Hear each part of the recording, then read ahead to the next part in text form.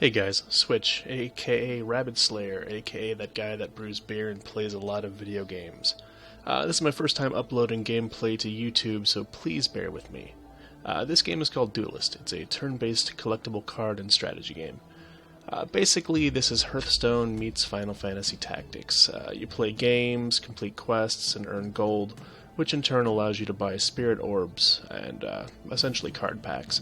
The more you play, the more chances you have to receive better cards and build better decks.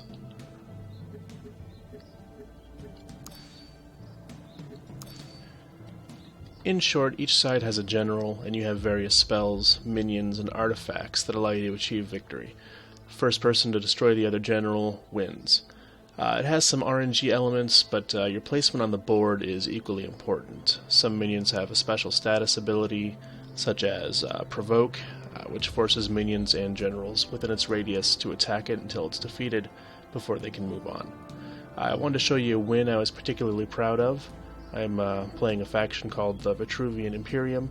Each faction has special abilities and synergies. I've yet to find any one faction that was better than another, so without further ado, check it out.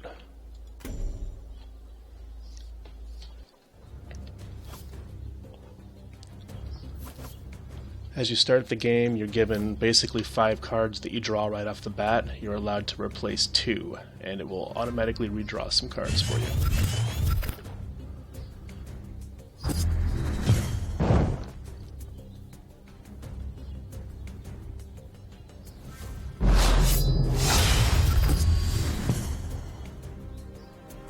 The number on the left indicates the attack score, the number on the right indicates the defense score.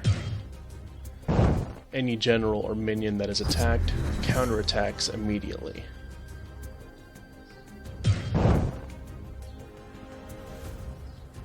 The orbs in the middle of the board are basically mana boosters. So each turn you have so many amounts of mana available to you, and you can therefore play cards of a certain value.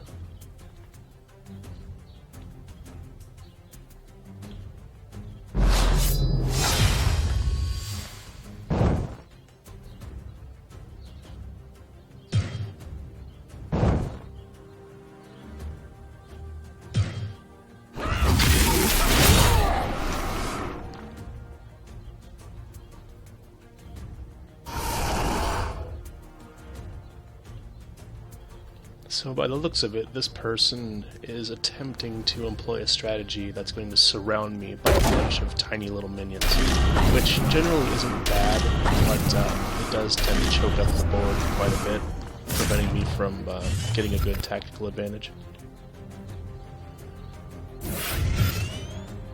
There's a Provoke card. That was my goal, is to drop a Provoke down and move out of the way, forcing those little guys to attack it. We'll see what happens here shortly.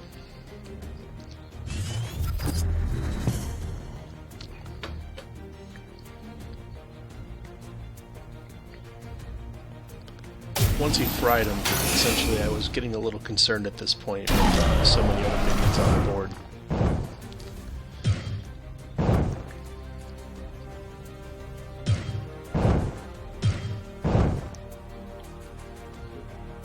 His minion in the backfield here has a status called Death Watch. Every time another minion dies, it gets buffed 1/1. Eventually this thing will become very powerful and will likely one-shot me if I don't figure out a way to stop it.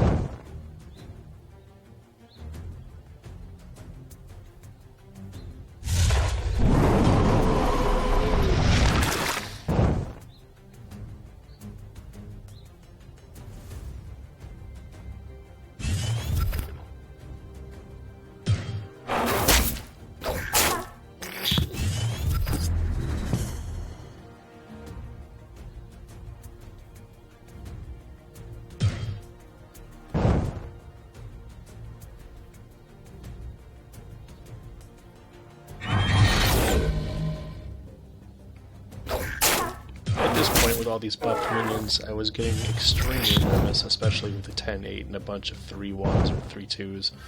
And yeah, I figured at this point he was going to end up swarming me and taking me out, but I got pretty lucky here.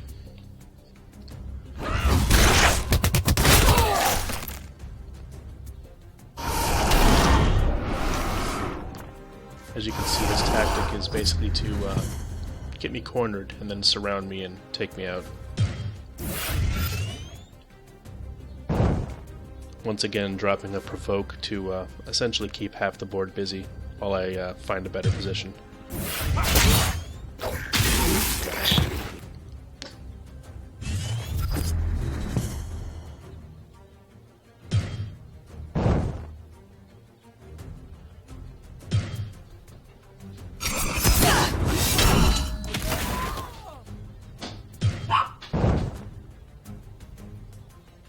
No.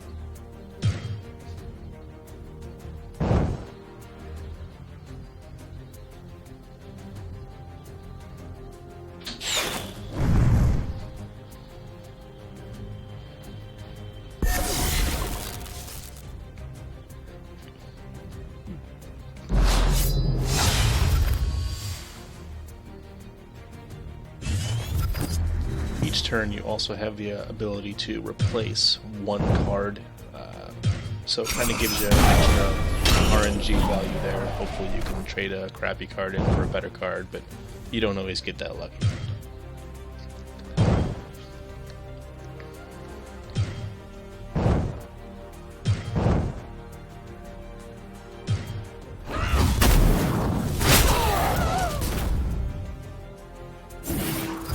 At this point, the opponent pretty much realizes he's toast. Not much he can do here.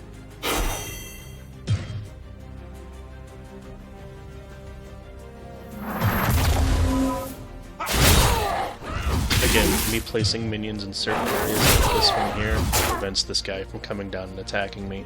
So again, your placement on the board, your minion placement, all of it is carefully calculated.